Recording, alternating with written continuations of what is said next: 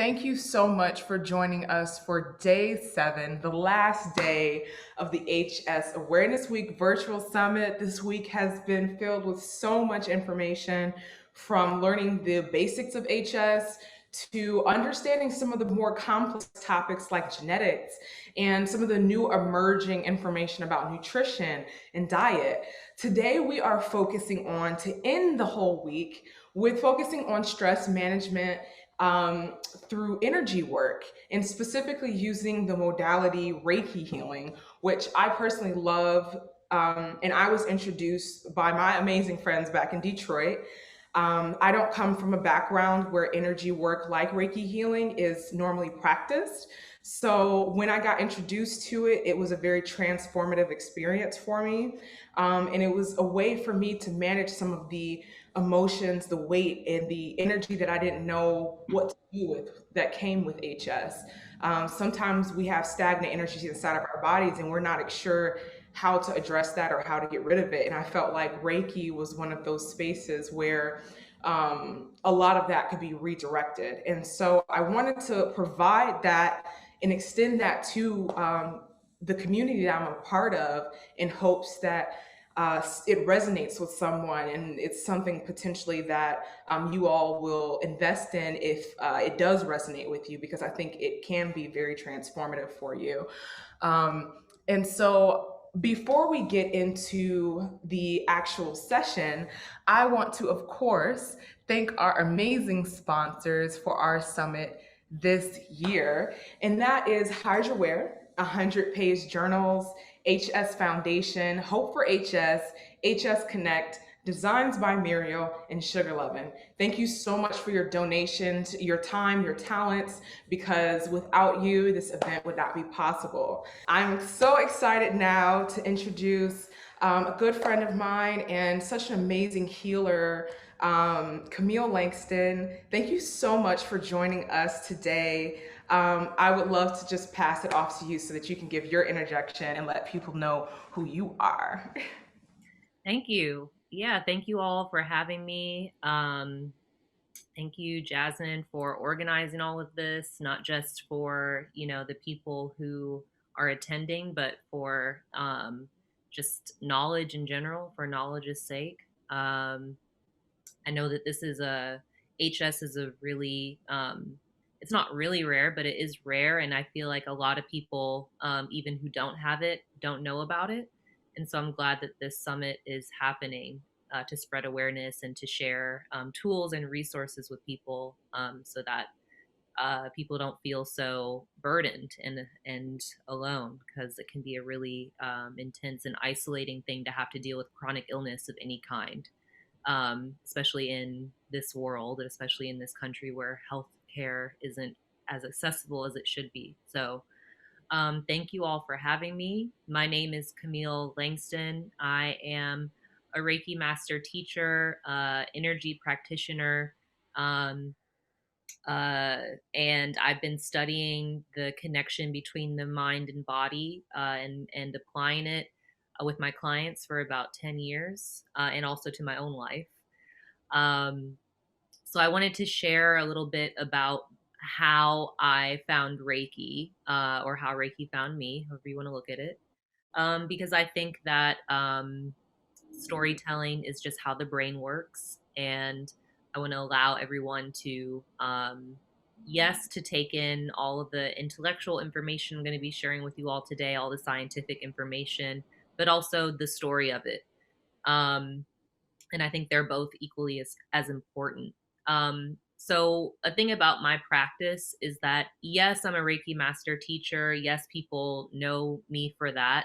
But at this point in my practice, and after I've been studying for about a decade, I realized that energy is energy, and it doesn't belong to any one culture, and it doesn't belong to any one modality or any one practice.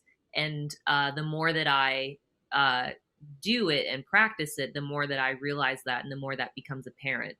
So, though, yes, we're going to be talking a little bit about Reiki today, it's really, we're going to be talking about the basics of energy and how it runs through your body and how it starts to affect um, very applicable anatomical things like your nervous system, and how studying and connecting the connections between energy work and modern medicine can be really beneficial for everyone, not just people who have HS and not just people who have chronic pain or illnesses, but all people, because we're all energetic beings, period.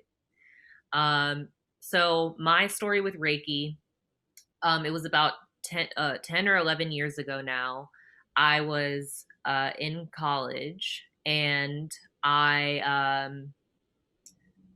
I was known at that point that I was into yoga, I was into crystals, and I'd always been into rocks since I was a child. I would, be digging in the dirt for rocks, and I just knew that they felt good, and I didn't really know much more about them than that. But I kept with my connection to rocks, meaning just nature, just literally the earth. Crystals grow in the earth.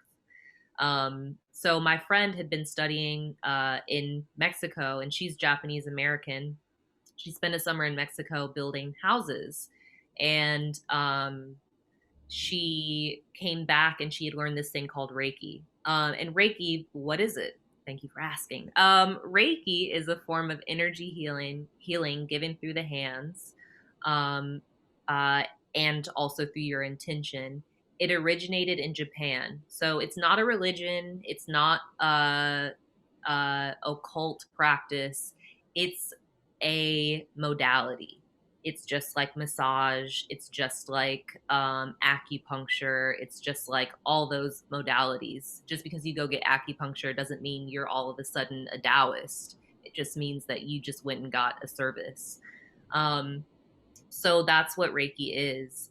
And it's from a Japanese perspective. But it's important to know that when Reiki first was channeled in Japan, it really was used as alternative medicine. So it wasn't like it is now, where a lot of people say, like, oh, Reiki can benefit you in the way that it reduces your stress.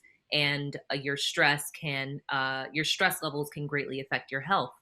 It was more so like in Japan, again, it was a medicinal practice. So there were Reiki clinics. So it wasn't like, ooh, a spa and like, ooh, it was like, like you need surgery, but you can't afford it. So you went to the Reiki clinic.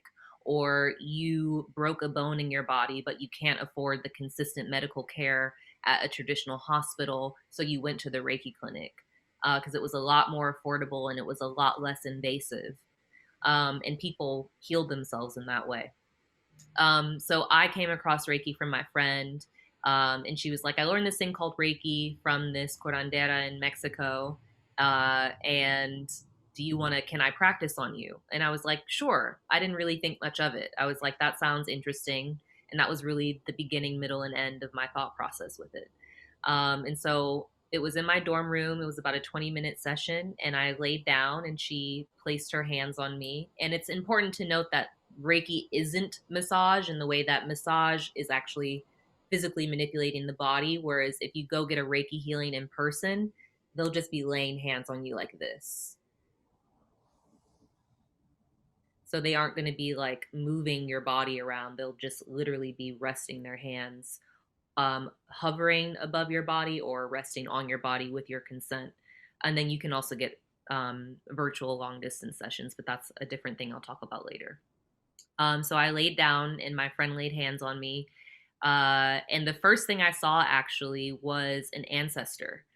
And that ancestor was my great grandmother, who I had the pleasure of knowing. She passed away when I was 11.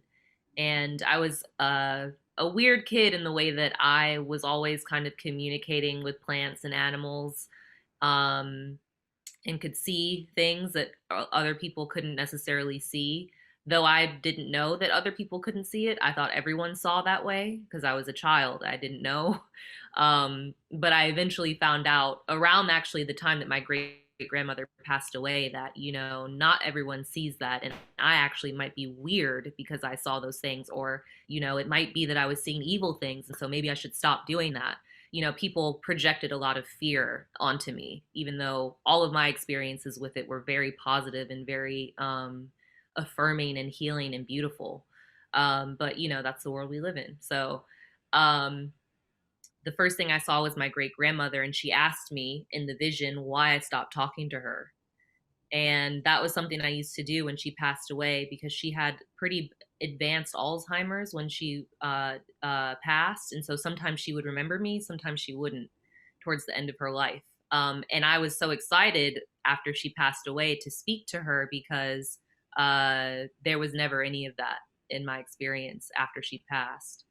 But after a while, I just stopped doing it because, again, people made me afraid of it and people made fun of me for it. So I just stopped. I wanted to be normal. I wanted to fit in. I just wanted to be a regular person or kid. So I just stopped doing it. And that was the first thing out of her mouth was, why did you stop talking to me? And as soon as she said those words, all of the memories came back from when I was a child, seeing auras, seeing colors around plants and animals, and just really having a beautiful connection with nature, which most children do. I really wasn't special in that fact, but it's just that we live in such a society where it's not encouraged. And there aren't a lot of people that can guide a child if that is their experience through that. And I wasn't necessarily surrounded by adults who wanted to guide me or who knew how to guide me. Um, but that didn't, that's just the truth of my experience. People can think what they want to think about it, but that is what happened. And that is my lived experience. And so, in that Reiki healing, after my grandmother asked, why did you stop talking to me? All the memories came back, because at that point I was about 18. I had blacked out the memories because I was so, traumatized by being, called out and maybe even shamed for what I was experiencing, that I just learned how to not do it. And I learned it so well that actually the memories themselves got kind of locked away. And that's how the brain works. The brain will lock away the memory of a traumatic moment so that it protects itself. It's self-preservation. And it will also, the way trauma works in the brain, if you come into an experience that even resembles, that's the hippocampus is in charge of retaining those memories, so that if anything comes up that resembles a dangerous moment or that the brain perceives to be dangerous, it activates your fight or flight response in your sympathetic nervous system, which we'll also talk about later. But anyway, that's what happened. I blacked out the memories, and when I got that Reiki session, the memories came back with the help of an ancestor. So it was a really beautiful experience, and I had no idea what had just happened. And I woke up after the 20 minutes and I was, as the kids would say, gagged, and I did not know what had happened. I didn't really know how that experience had just worked logically. And so my friend, when I woke up, was like, let me tell you what I saw before you tell me what you saw. And I said, okay. And she said, I saw a woman that looked like you, but she was in 1940s clothing. And I said, okay, that was my great grandmother. And then she said, I saw you as a child in a field with flowers and plants, and you were putting your face into flowers and you were staring up at the sky with like your mouth open. And I was like, yeah, that's what I used to do. I would just like be outside communing with nature, having a great time.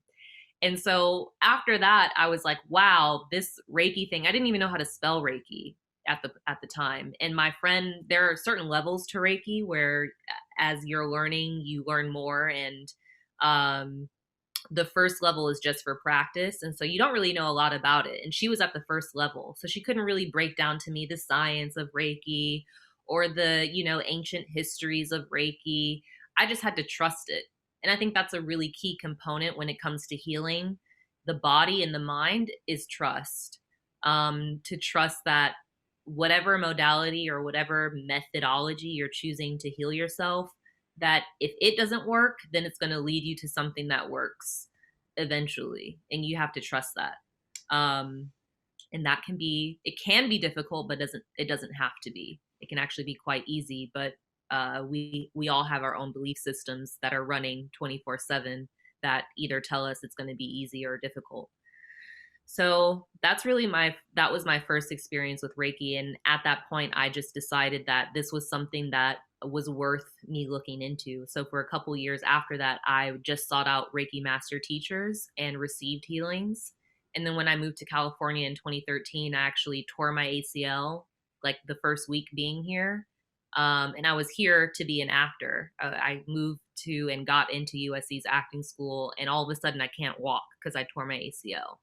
And so that was a moment where I knew that I needed to do the things my doctors were telling me to do, which is get surgery, go to physical therapy, get, the leg braces and things like that. But I also knew that it wasn't a coincidence. I knew there had to be some type of other thing energetically because of my story and my experiences leading up to the injury. I'd never ever broken a bone, been in a hospital, had any type of big surgery.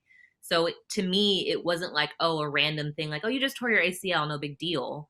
First of all, if you've ever torn your ACL, it is extremely painful and you can't walk after you tear it, depending on how severe the tear is. And it does require surgery, or it requires you to just significantly cut down on your physical activity. And me wanting to be an actor, that wasn't an option. So I knew that there had to be some type of emotional component to my injury. And Reiki was the thing that allowed me access to actually understand intellectually what that was.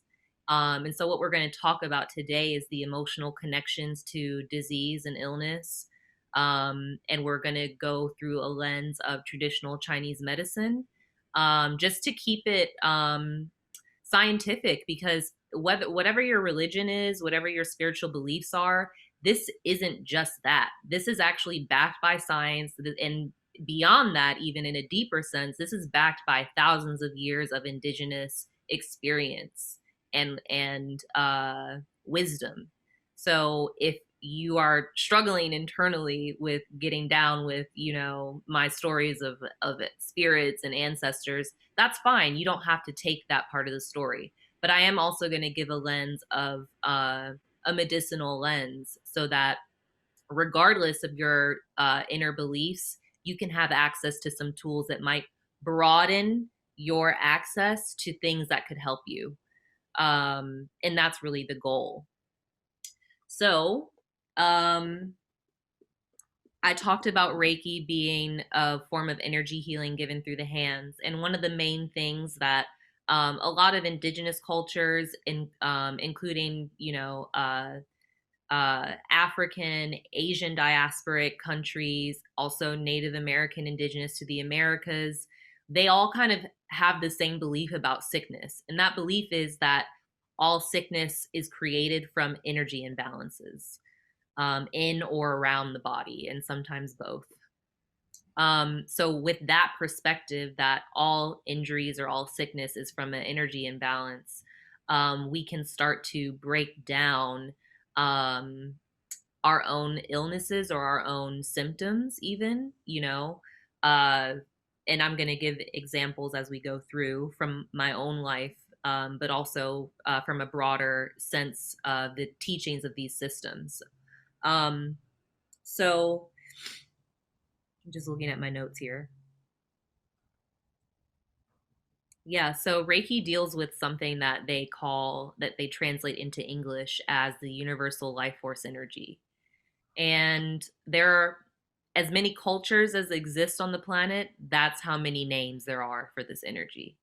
As many languages as there are on the planet, that's how many names there are for this energy. So you may have heard people refer to the life force energy as chi, or as prana, or as ruach is the Hebrew word for it. You may have heard people call it ashe, which is a Yoruban word from Africa for this energy. There are Orenda is a Iroquois Nation word for the life force energy, and so there are many, many, many different names for it. But the life force energy is this energy that, and even in science, they call it, like, the God particle, the God molecule. It's this energy that is everywhere. It's everywhere. It's in everything, living and inanimate, and it is unending. So there's this theory in science that energy cannot be created nor destroyed, only transformed.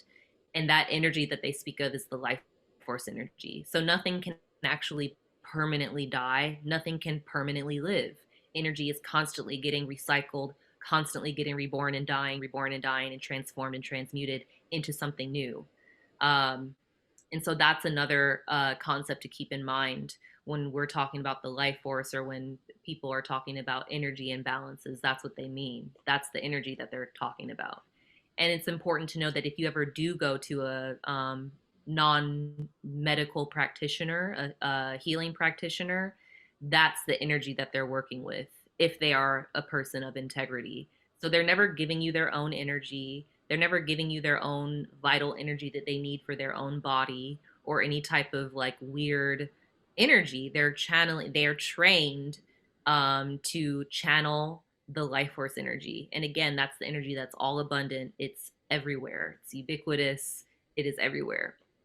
Um, so that's what a practitioner would be channeling. And that energy, why channel it? You know, what does it do? Well, it's the ultimate harmonizing and balancing force in the universe. And if you remember the belief that all sickness is created from imbalance, this is the energy that creates balance and harmony. So it brings things back into balance.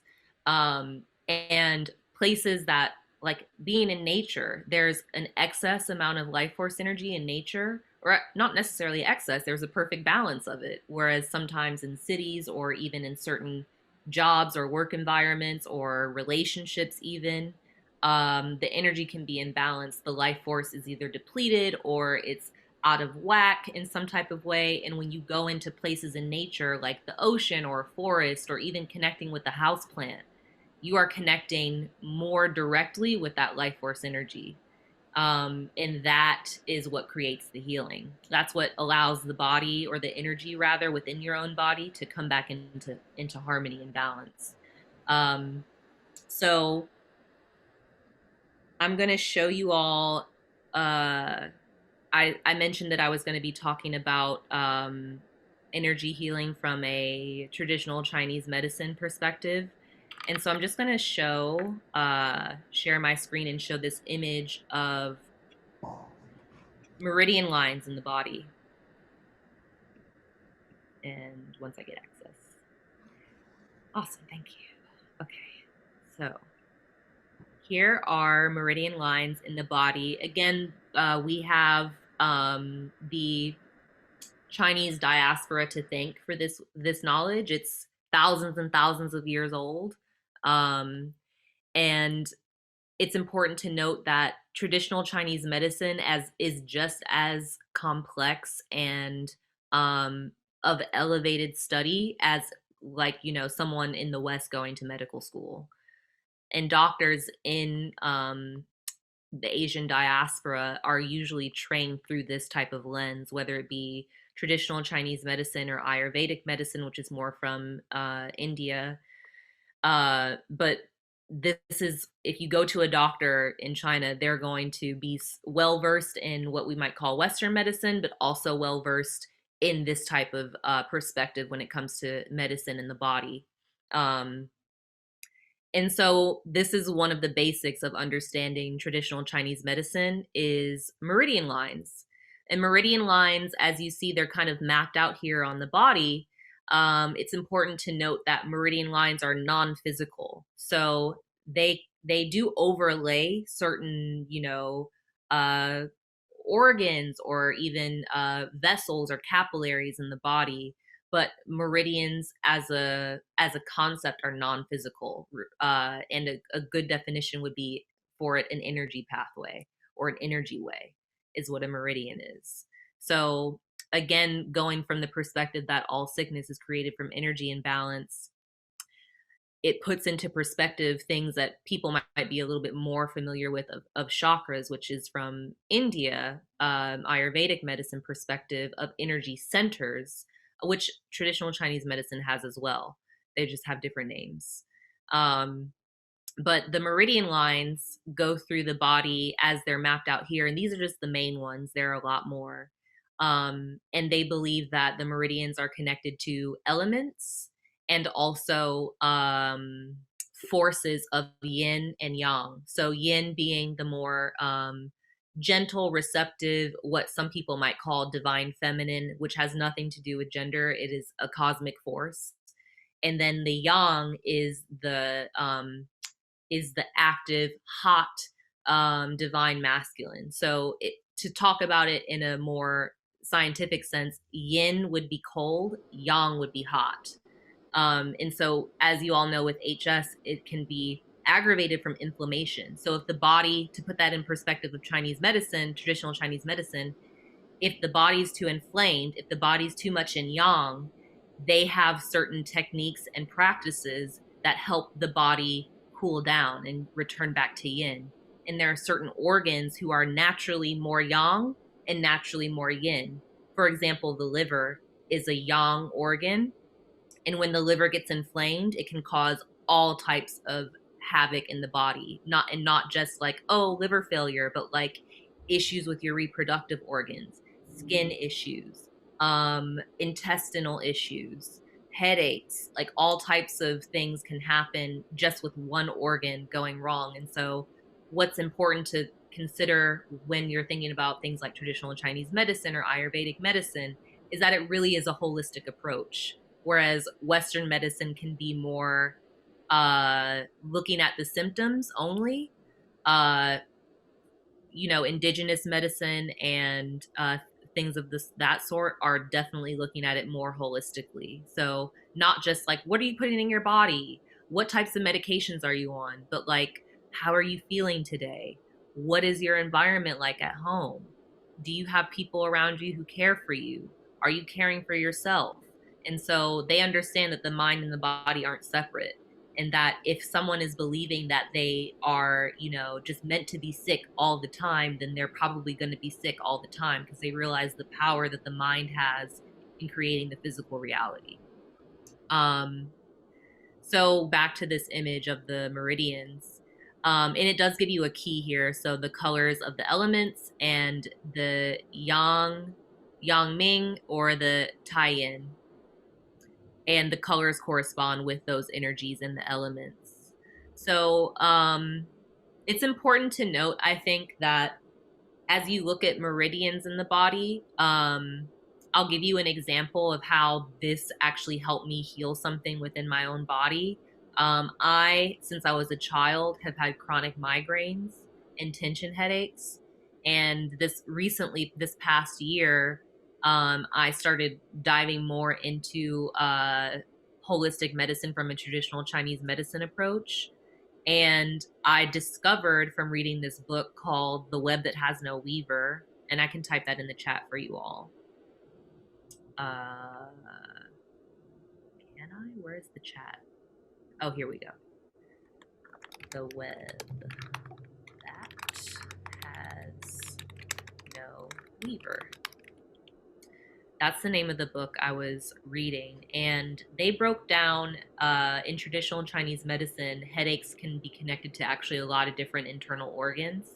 And from the ones that I was having, I looked it up in the index of the book, and it said that oftentimes migraine headaches are connected to liver qi imbalance. And from looking at a more detailed mapping of the meridian lines in the body, I found the main liver qi meridians. They happen to be in the legs. And I also asked my licensed acupuncturist what ways I can start to move the qi within those meridians. And I did that. So I pretty much, to put it in simple terms, started massaging my legs in the morning and in the evening. And I stopped having the migraines. And when I stopped doing those things, when I stopped moving the qi in my legs, I start having headaches again.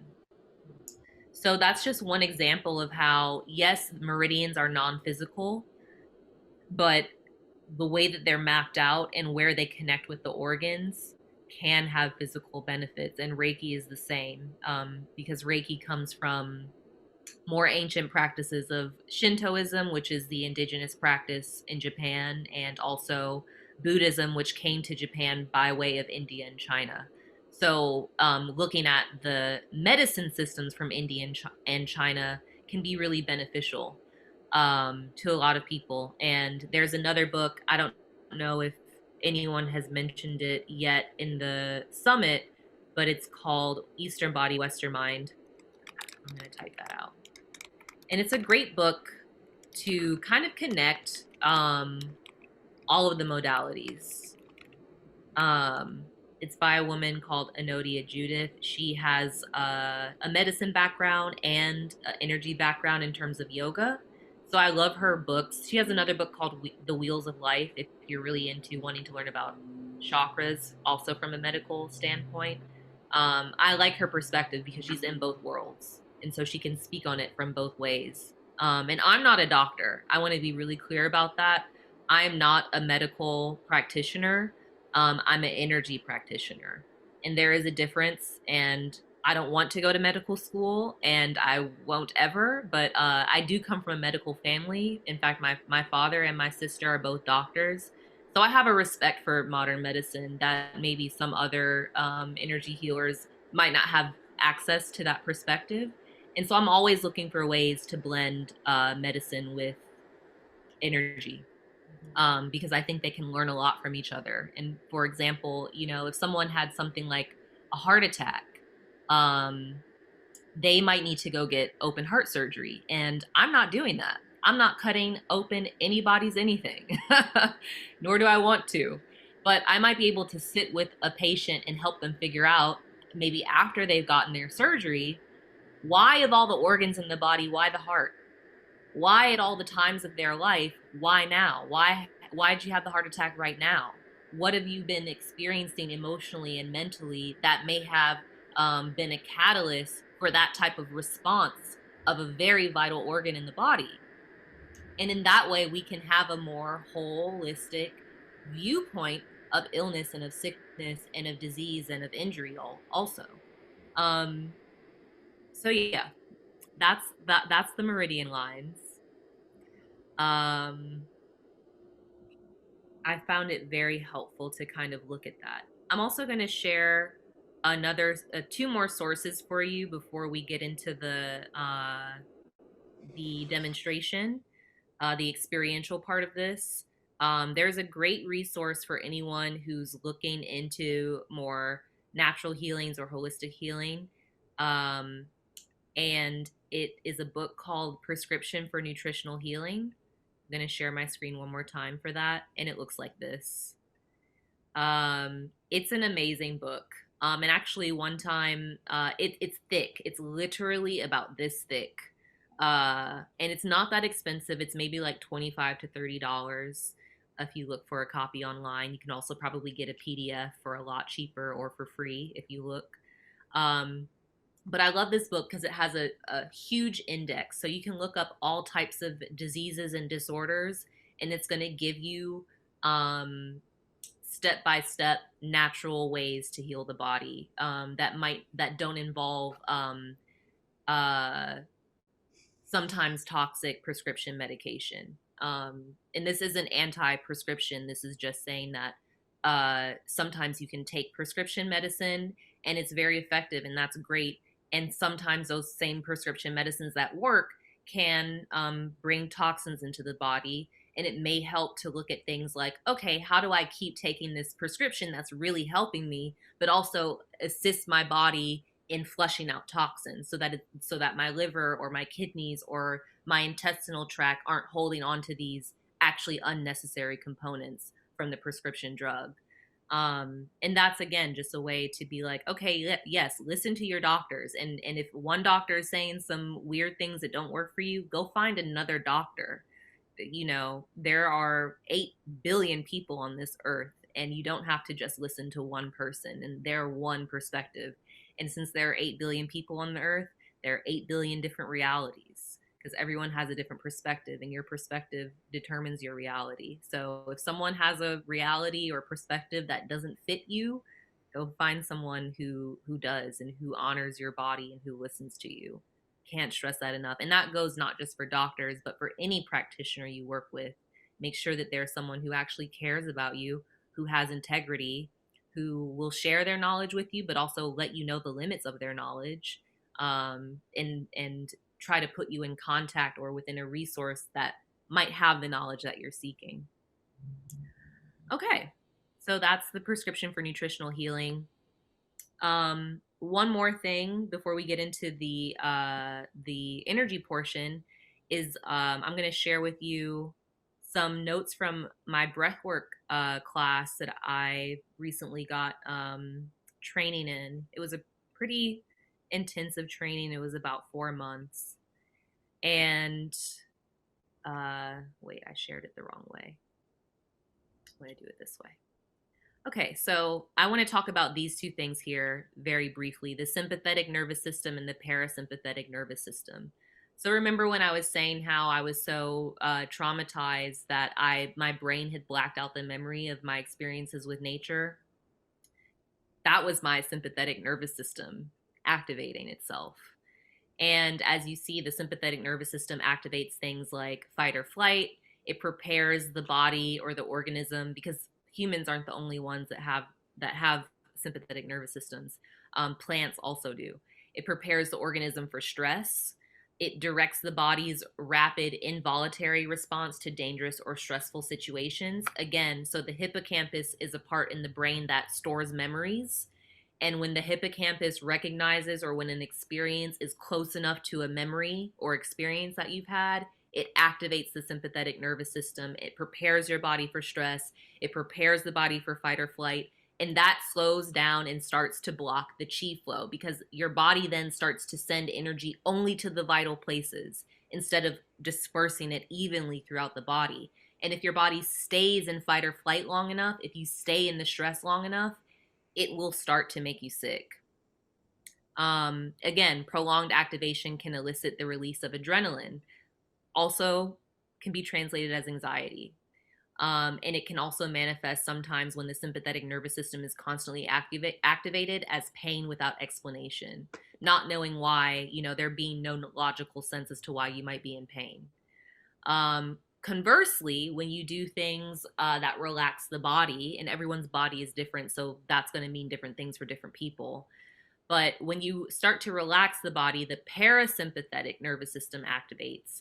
And when that's activated, your body starts to do things like rest and digest. It decreases the respiration and the heart rate and increases digestion. So it slows down the adrenaline. The adrenaline starts to be cut down as a hormone that the body produces. And the body starts to produce more feel-good hormones, serotonin, melatonin, things like that.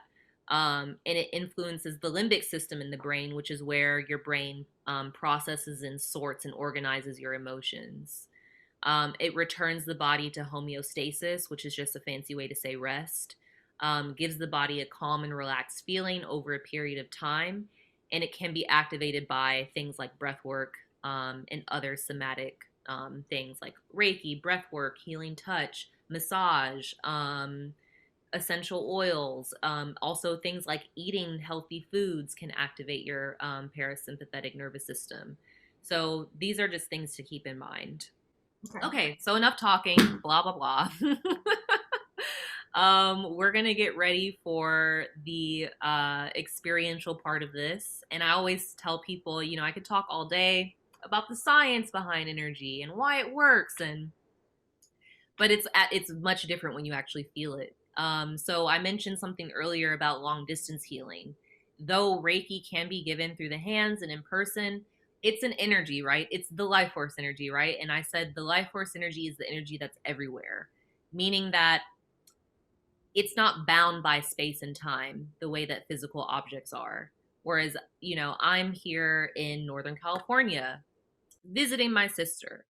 But let's say I want to give Reiki to you all right now. Since it's the life force energy and I'm trained in doing this, there's a method that we have within this system, and many systems have it, where you don't have to be physically in the same space as the person to experience the energy. And a lot of you might be more familiar with something like prayer. Prayer transcends space and time, and you can definitely be praying for someone or something, or even just simply thinking of someone or something, and that energy be sent there. So that's kind of the concept of why this works. But we're gonna have an experience now and see if you can feel if it works. So if you want to take this time now to lie down and get comfortable, if you feel like you want to sit in a chair, but I definitely recommend some way where your spine can relax so that your abdomen doesn't have to be activated. so that you can relax more. So, however you decide to sit or lie down, just make sure that it's comfortable for you. If you need to put a pillow underneath your leg, underneath your knees to help your low back relax, then do that.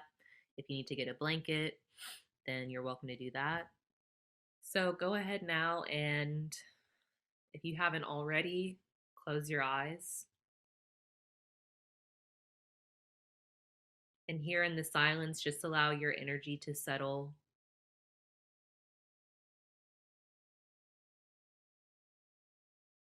Allow your breath to just be natural in its own natural rhythm. No need to change it or judge it. Just allow it to be.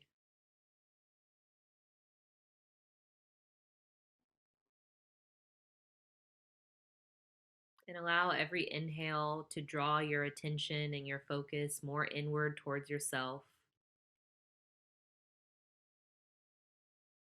And allow the exhale to release or push away anything that doesn't belong to you or anything that you need to let go of.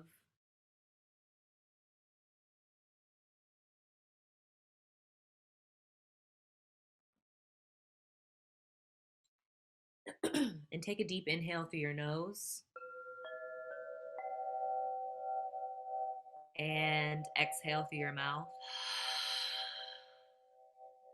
relaxing your body as much as possible, letting something go with every exhale, visualizing at the top of your head your crown chakra, the energy center at the crown, and visualize that center opening gently.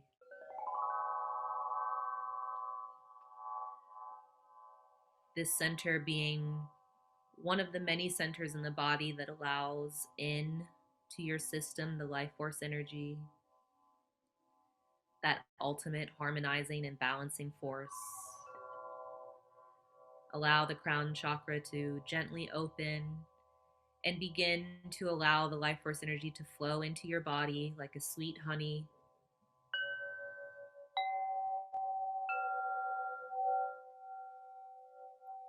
Allow, as that life force energy flows into you, allow it to relax the body, relaxing the muscles around the eyes and the jaw, relaxing the tongue, letting it release from the roof of the mouth. Let the lips part slightly so that the jaw can completely relax.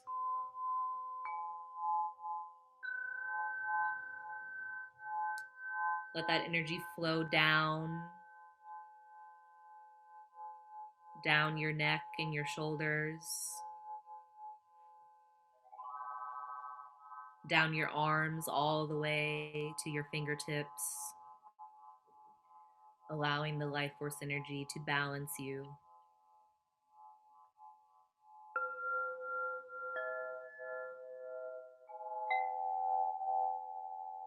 Let that life force energy flow now into the chest, into the heart center, gently opening up this area, the main center of balance and harmony in the body, the heart.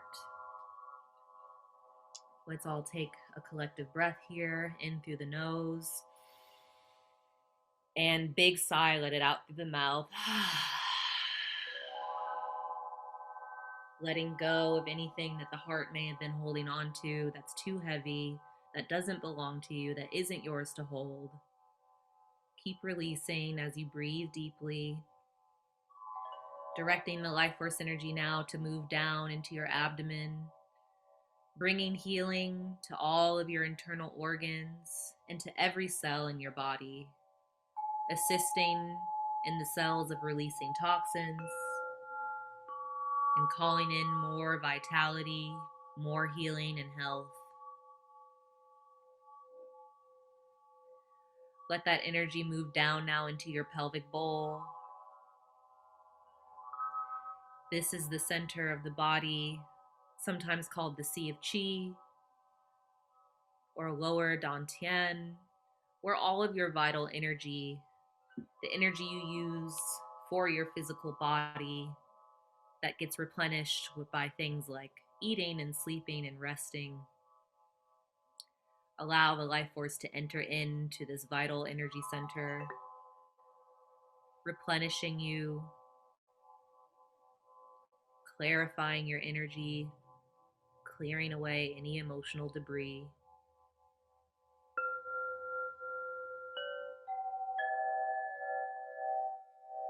Let that energy flow down the legs now, past the quads, the knees, past the shins and calves, the ankles,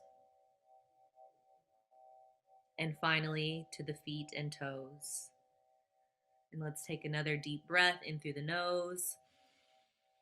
And as you exhale, send any excess energy out through the bottoms of your feet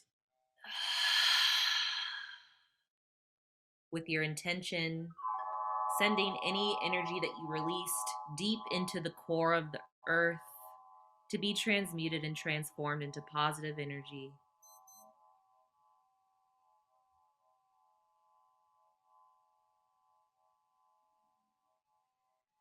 Take another deep inhale through your nose and exhale through your mouth, opening up your mind and your heart to receiving any messages that you need to today, as well as your body's intuitive messages and intelligence. And take one more deep inhale through your nose and hold it at the top of the inhale, letting those energies of clarity, gratitude, and trust swirl within your mind, body, and soul. And let it all out, big exhale.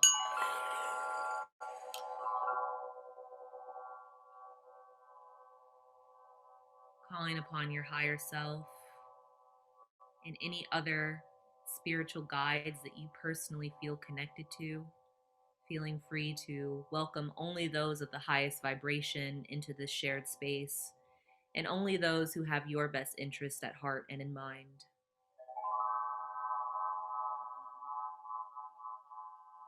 Feeling rooted to the earth and connected to the cosmos and heavens above you, the earth below you.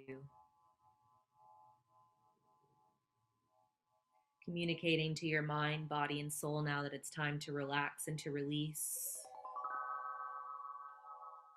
That nothing is required of you right now but to be present and to allow.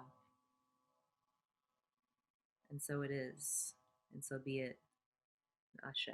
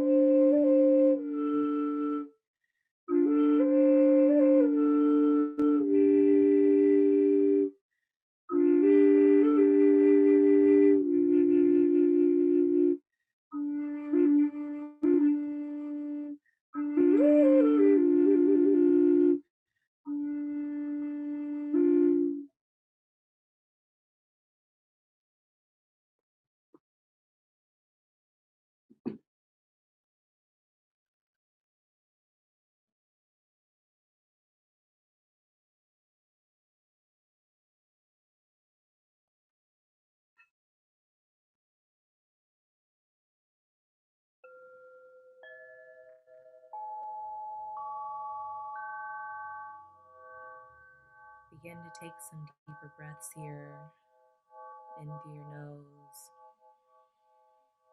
and let it all out through your mouth. Bringing some gentle movements back into the body, moving the fingers and toes, flexing and rolling the wrists and ankles, and just intuitively feeling into whatever your body needs right now. Maybe a spinal twist, maybe moving or sitting up to a position where you can roll out your shoulders and neck. And feel free to keep your eyes closed for this, just allowing your body to gently wake up, allowing and calling back all of your energy, all of your life force, all of your power back into your body.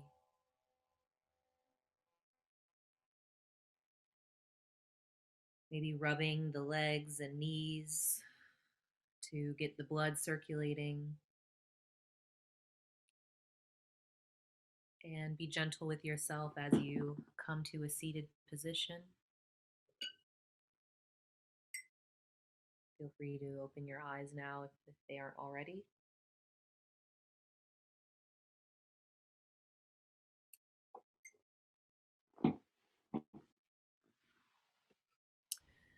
All right. Please feel free to put in the chat how you're feeling or how that experience was. If you have any words to share, would love to hear from you. Um, I definitely was feeling a need to focus on the heart center today for all of you. So if you've been feeling especially emotionally charged or activated, hopefully, you're feeling more balanced and rooted now. I worked on just grounding that energy. Um, and it was a really beautiful image of a heart in a circle. And it was just glowing green. So, definitely a message to be leading from the heart and to follow your heart in terms of what feels good to you. If anything that was shared today felt good or is sending little messages to your brain like, ooh, like look into that or study that or, learn more about that, then please follow that inkling and that little ping that you got. It is yourself guiding yourself. And that should be the first focus. Because again, even if a doctor or someone who has 11 degrees or certifications tells you to do something, but it doesn't feel right to you, then it's probably not right for you. And you should be trusting your own sense of self first and following through with people who are certified and trained and people of integrity.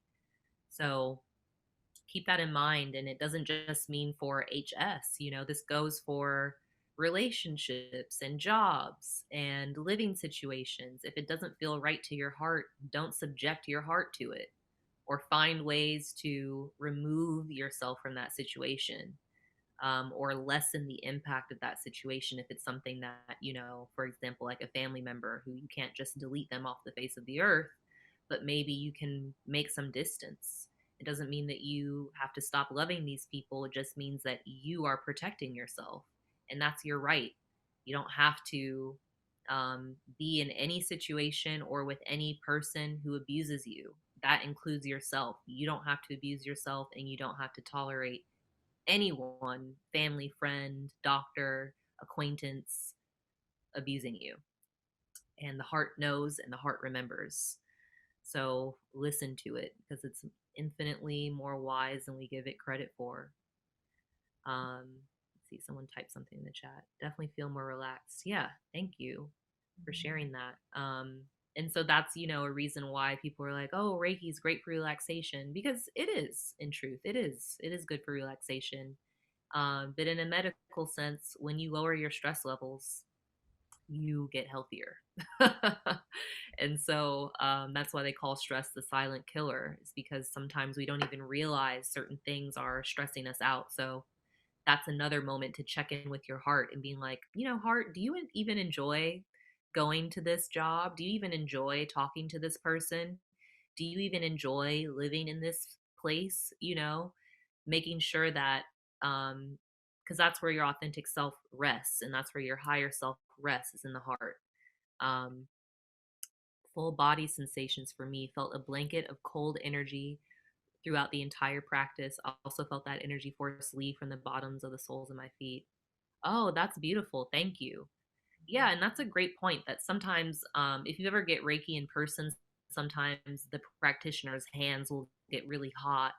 And, sometimes people are like, oh, that's a sign that it's working. But it can come up as coldness too. It can show up as hot, cold, a tingling sensation, a prickling sensation, a tickling sensation. It can be all types of things. It can come up as like your body sometimes twitching when you get energy work. It can show up as like, your body or your intestines gurgling and making all types of sounds. And again, that's because we're activating the parasympathetic nervous system. And as you remember, that first bullet point said rest and digestion. So your body just now got to activate its own parasympathetic nervous system. It got to rest, it got to rejuvenate itself, and it got to do things like digest and uh, replenish cells and get rid of the cells that aren't doing so well. And that plays a part in your total wellness. So I really encourage all of you to keep searching, to not lose hope, even though, as someone who has a different chronic illness, I don't have HS, but I do experience chronic pain. I know it can be just straight up depressing and it can weigh on the spirit. And I don't practice anything that I haven't practiced on myself or that hasn't helped me. I don't suggest anything to anyone that I haven't done myself. And this is a system that has allowed me access into other systems and other practices that have helped me immensely. And it's an honor to share it with you all. And I thank you again for allowing me to share my experiences with you. It's been an honor to even be invited. I was kind of intimidated when I was first asked because I knew there would be, actual doctors and things on the summit. And I'm not a doctor, but I was actually, experiencing imposter syndrome. Like, do I have am I qualified enough to speak on this? I was actually talking to my sister last night, who is a doctor, and she said, well, what are you talking about in this summit? I was like, well, the emotional sources of disease and how energy healing can help. And she was like, well, you probably know more about that than anyone else speaking on the summit. And I was like, good point. Good point, sis. Good point. So, thank you all for allowing me to speak on things that I'm really passionate about and well practiced in and well studied in. It's been a joy. And if anything that I've shared has even helped you a little bit, then my job is done. And you can find me on Instagram if you want to stay in touch with me. My Instagram handle is Camille the Medicine Goddess. Oops, I forgot the second S on that. Camille the Medicine Goddess on Instagram. And you can also find me on my website at www.themedicinegoddess.com. And a little bit behind my name is that I really believe, and it's my experience, that medicine is all around us. And it doesn't necessarily just have to be in the sense of like pharmaceuticals and hospitals. Medicine has been given to all of us as a birthright just by us being born on this planet. There is medicine all around. And if you study medicine enough, you'll find out that a lot of the medicines, a lot of the pharmaceuticals are just really concentrated chemical components from plants that grow everywhere. And so it's really your right to know about it. And it's really your right to take the medicine however you see fit. Um, I just encourage you all to have that more broad perspective of medicine, and that is a African and indigenous perspective on medicine. And a lot of modern medicine actually was learned from indigenous and African elders, um, unfortunately in a violent way, and sometimes in a sneaky way, where they would learn all they could from an indigenous elder and then kill them. So me practicing this is also me being able to connect back with the wisdom of my own ancestors, my own lineages. And that is everyone's right, because everyone has ancestors and everyone comes from somewhere. And at the very least, if even if ancestor connection intimidates you, then at least connect with the earth, because everything material that you see comes from it. Everything. And there's nothing, scary about it. It just simply is fact. So I encourage you all to connect in whatever ways excite your heart and excite you, and to just follow through with your own excitement to the best of your ability with no insistence on the outcome. Because things like this, energy work, it's not a one and done thing. It's not like, oh, yeah, I got a surgery and it's all good now. Because even surgeries aren't one and done. You have to rehabilitate. Sometimes you have to go to physical therapy, or sometimes you have to be put on a certain prescription for the rest of your life because you had some type of intensive surgery. So keep that in mind also with energy work, that it's not just, oh, one Reiki session and I'm going to be healed. It's layers to this, and there's methods to this, and there's thousands of years of research and practice to this. So if it interests you, research it. Thank you so much. This was a very transformative experience, I feel. I came into this extremely tired, and now I definitely don't feel tired at all. I feel definitely lighter than I did before when I entered into this space. So I don't know if anybody else feels that way, but I just wanted to share that little tidbit. Thank you so much for sharing your healing practices and your talents and your knowledge, because I think it's really important to introduce patients to alternative forms of healing. To me, it's just another way, another tool to put on your tool belt or to put in your toolkit for situations where you might not be able to make it to the doctor, because we do have those experiences. Currently, my insurance doesn't cover me going to see a doctor that I need to for HS. Right. And so I've had to, until I can change it, find alternative ways. So, these are some of the tools that I've reached out to help with some of the stuff that I'm experiencing. So that's why I wanted to share it with you all and had it at the end so that we can close everything out with just rebalancing our energy. So thank you so much for being open to this experience. Whether it resonates with you or not, I really appreciate you for coming into this space and sharing this moment with Camille, with me, with everyone else that's here. So thank you so much. Um, I am going to, yeah, the summit. I really appreciate everyone for attending the summit this week. This is our second summit, and last year, I think this was a way for me to do something to give back to the community. And originally, I had wanted to do something in person, but of course, the pandemic hit, and so I had to make an adjustment, and this was the adjustment. And so this is the second year of us doing this. And I'm hoping moving forward that we continue doing it virtually, but we can also translate this into a in-person experience later down the line. So that is what our goal is, to bring you more and more resources, and to create a space and environment for healing, because that's what I'm about. So thank you so much for sharing this space. Thank you so much for coming during this week. All of the videos are going to be live by tomorrow morning. All of the sessions are up there except for yesterday and today. So if you have missed any sessions, please go to our YouTube channel, which is My Gold Lining Productions and Programming. And we are going to be sending around our HS booklet. And this is just a booklet that we continue to fill with information and resources to distribute to patients.